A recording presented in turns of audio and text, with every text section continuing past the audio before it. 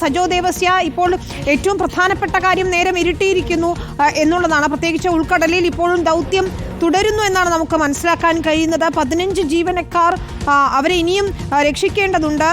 എന്താണ് നേവിയിൽ നിന്നും കോസ്റ്റ് ഗാർഡിൽ നിന്നും നമുക്ക് ലഭിക്കുന്ന ഏറ്റവും പുതിയ വിവരങ്ങൾ? രക്ഷാപ്രവർത്തനം, ഈ ദൗത്യം ഏത് രീതിയിലാണ്?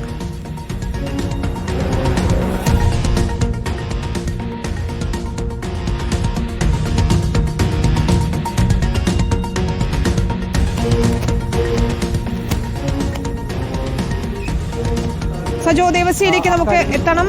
സജോ തുടരാം.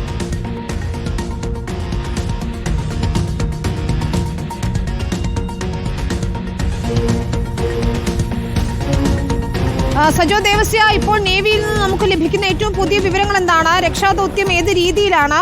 നേവിയുടെയും കോസ്റ്റ് ഗാർഡിന്റെയും ഷിപ്പുകൾ അവിടെ സമീപത്ത് തന്നെ ഉണ്ട് എന്നുകൂടിയാണ് നമുക്ക് മനസ്സിലാക്കാൻ കഴിയുന്നത്. 9 ജീവനക്കാരെ രക്ഷപ്പെടുത്തി എന്ന് സ്ഥിരീകരിക്കുന്നു, അല്ലേ?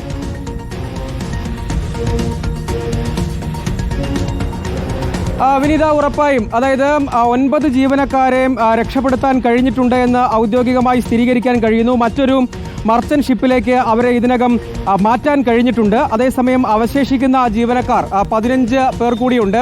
അവരെ രക്ഷപ്പെടുത്തണം. അതിനുവേണ്ടിയുള്ള പ്രവർത്തനമാണ്. അതായത് ഇനിയിപ്പോൾ വെളിച്ചം കുറയും, അപ്പോൾ രക്ഷാപ്രവർത്തനം കൂടുതൽ ദുഷ്കരമാകും. അതിനുവേണ്ടി ശ്രമകരമായ ദൗത്യം ആവശ്യമായി വരും. നമ്മളിപ്പോൾ നാവികസേന വക്താവുമായി സംസാരിച്ചിരുന്നു. അദ്ദേഹം പറയുന്നത് ആദ്യഘട്ടത്തിൽ ഈ രക്ഷാപ്രവർത്തനം, ജീവനക്കാരുടെ രക്ഷാപ്രവർത്തനത്തിനാണ് പ്രാധാന്യം നൽകുന്നത്. നേവിയുടെ ഒരു ഷിപ്പ് നേരത്തെ തന്നെ സ്ഥലത്തേക്ക് അപകട വിവരം ലഭ്യമായതിന് പിന്നാലെ തന്നെ അങ്ങോട്ടേക്ക് തിരിച്ചിട്ടുണ്ട്. രക്ഷാപ്രവർത്തനം ആരംഭിക്കാൻ ഇതിനകം സാധ്യമായിട്ടുണ്ട് എന്നാണ് നമുക്ക് ഏറ്റവും ഒടുവിൽ ലഭ്യമാകുന്ന വിവരം. ഒപ്പം കോസ്റ്റ് ഗാർഡ് വളരെ പെട്ടെന്ന് തന്നെ ഈ അലേർട്ട് നൽകുകയും സ്ഥലത്തേക്ക് നീങ്ങുകയും ചെയ്തിട്ടുണ്ട്. 2 ഷിപ്പുകളാണ് രക്ഷാപ്രവർത്തനത്തിന് പോവുക.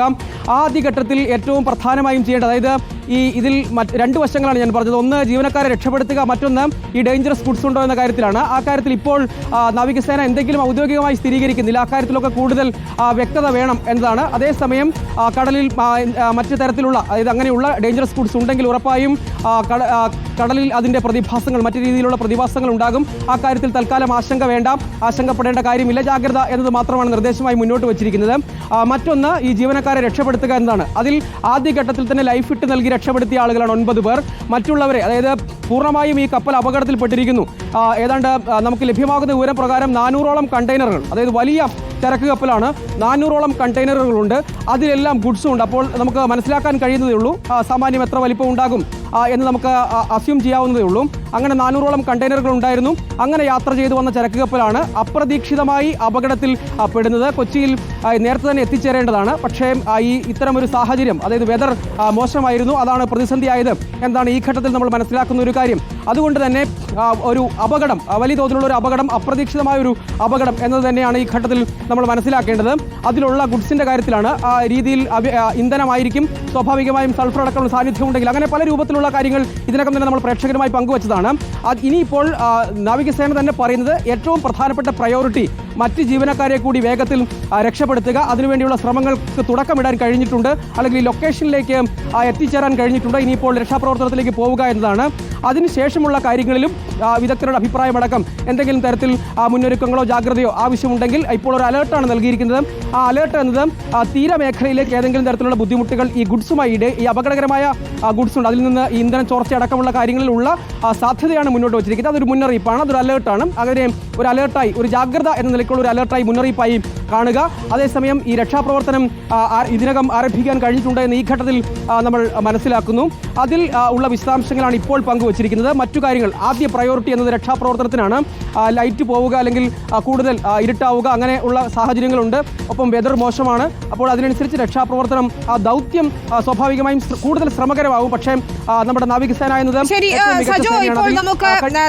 സജോ പങ്കുവച്ച ദക്ഷിണ നാവികസേന വക്താവുമായി സജോ നേരത്തെ സംസാരിച്ചിരുന്നല്ലോ. അതിന്റെ ആ ശബ്ദ സംഭാഷണം കൂടി നമുക്കൊന്ന് കേൾക്കാം.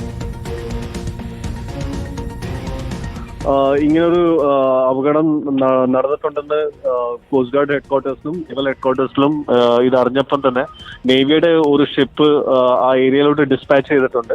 പിന്നെ കോസ്റ്റ് ഗാർഡിന്റെ 2 ഷിപ്പ് ഓൾറെഡി അവിടെ ആ ഏരിയയിലുണ്ട്. ഇതുവരെ അറിഞ്ഞേക്കുന്ന 9 പേര് അവരുടെ ലൈഫ് റാഫ്റ്റിൽ ജമ്പ് ചെയ്തിട്ട് അവര് വേറൊരു മറ്റൊരു ഷിപ്പ് അവരെ രക്ഷപ്പെടുത്തി. ബാക്കി 15 പേരെ രക്ഷപ്പെടുത്താനുള്ള ആക്ഷൻ നടന്നുകൊണ്ടിരിക്കുക. ഇപ്പം സന്ധ്യയാവും, ലൈറ്റ്സ് കുറവും, അതുകൊണ്ട് ഇപ്പം എളുപ്പം അത് ചെയ്യുന്ന. അത് കഴിഞ്ഞിട്ട് ഒരു ക്ലിയർ ഇത് കിട്ടുമ്പോൾ ഞാൻ റിയാക്ട് ചെയ്യും. ഈ ഡേഞ്ചറസ് ഗുഡ്സ് അങ്ങനെ കണ്ടെയ്നറിൽ ഉണ്ടായിരുന്നത് അങ്ങനെ എന്തെങ്കിലും ഡീറ്റെയിൽസ് നമുക്കുണ്ടോ? കണ്ടെയ്നേഴ്സ് കുറെ, മോർ ദാൻ 400 കണ്ടെയ്നേഴ്സ് ഉണ്ട്. അപ്പൊ അതിൽ ഏതിലെന്തോ ആയിരിക്കുന്നത് ആസ് ഓഫ് നൗ പറയാൻ ഭയങ്കര ഡിഫിക്കൽട്ട് ആയിരിക്കും. പക്ഷെ ചില കണ്ടെയ്നേഴ്സ് അത് ഡേഞ്ചറസ് ഗുഡ്സ് ഉണ്ടെന്ന്. ഡേഞ്ചറസ് പറഞ്ഞാൽ ചിലപ്പോൾ അത് കെമിക്കൽസ് ആയിരിക്കാം, ചിലപ്പോൾ പെയിന്റ്സ് ആയിരിക്കാം, ചിലപ്പോൾ അങ്ങനെയുള്ള ഐറ്റംസ് ആയിരിക്കാം. സോ മെയിൻലി ആദ്യം രക്ഷപ്പെടുത്തുന്ന ആർക്ക് അവിടുത്തെ ക്രൂവിനെ രക്ഷപ്പെടുത്താനുള്ള ഫസ്റ്റ് ടാസ്ക്, പ്രയോറിറ്റി നമ്പർ 1. അത് ചെയ്ത് കഴിഞ്ഞിട്ടേ ഉള്ളൂ ബാക്കിയുള്ള എല്ലാവട്ടും നോക്കുന്നത്. അതുൽ പിള്ള, ദക്ഷിണ നാവിക സേനയുടെ വക്താവ് അതുൽ പിള്ളയാണ് സജോ ദേവസ്വിയുമായി സംസാരിച്ചത്. സജോ, അദ്ദേഹം നൽകുന്ന വിവരം വളരെ പ്രധാനപ്പെട്ടതാണ്. റിപ്പോർട്ടിനോട് അദ്ദേഹം പങ്കുവെച്ച വിവരം അനുസരിച്ച് 400-ലധികം കണ്ടെയ്നറുകൾ ഉണ്ടായിരുന്നു. പക്ഷേ ഇതിലെന്താണ് ഗുഡ്സ് എന്നത് സംബന്ധിച്ച് ഇനിയും വ്യക്തത വരേണ്ടിയിരിക്കുന്നു. അതിൽ പലതരത്തിലുള്ള വസ്തുക്കൾ ഉണ്ടാകാം, അപകടകരമായ വസ്തുക്കൾ ഉണ്ടാകാം, ഇന്ധനം ഉണ്ടാകാം. ഇതൊക്കെ തന്നെയും വ്യക്തത വരേണ്ടിയിരിക്കുന്നു എന്നതാണ്. ഏതായാലും ജാഗ്രത പാലിക്കണം എന്ന നിർദ്ദേശം തന്നെ തരുന്നു. ആശങ്കപ്പെടേണ്ട എന്ന് പറയുമ്പോൾ പോലും ഈ വസ്തുക്കൾ എന്തൊക്കെയാണ്, അതിലെന്തൊക്കെ കടലിൽ പരന്നിട്ടുണ്ട് എന്നതുകൂടി അറിയേണ്ടതുണ്ട്. ഏതായാലും നേവിയുടെ ഒരു ഷിപ്പുണ്ട്, കോസ്റ്റ് ഗാർഡിന്റെ 2 ഷിപ്പുണ്ട്. അത് അവർ രക്ഷാപ്രവർത്തനം തുടരുന്നു എന്നത് തന്നെയാണ് നമുക്ക് മനസ്സിലാക്കാൻ കഴിയുന്നത്.